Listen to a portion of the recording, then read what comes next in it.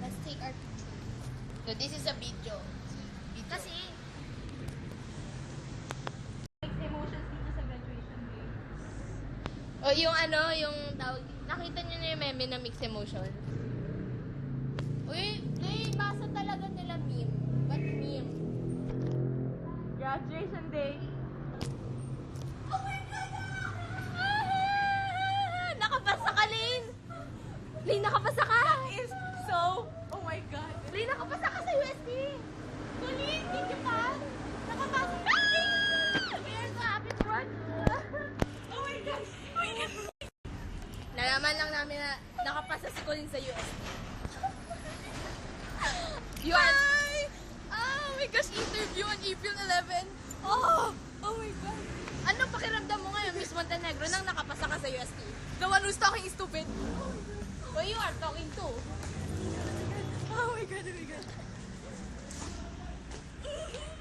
Nakapasa siya sa UST! May interview pa, grabe. Nakapasa siya sa UST!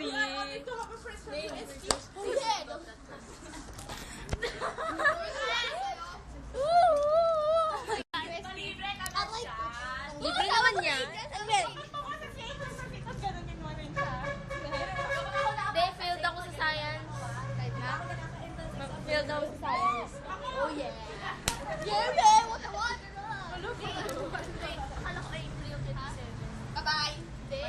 Grabe, pinapahaba mo pa yung tayo ko. Oh my God, I'm so happy. We have a friend, best friend from UST. But I still have interview. Kailan yan? I'll work my... Practice. Miss Montenegro. Bagay siya dyan kasi yun yung pinakamatandang Yabang. Because you are a Lola. Wait lang. Bakit sa kadami namin school UST ang pinili? Eh kasi ang pinakamatanda. Because it would be such an honor to go to that school. Wala, kasi kinakawan yung kasi kinakawan na.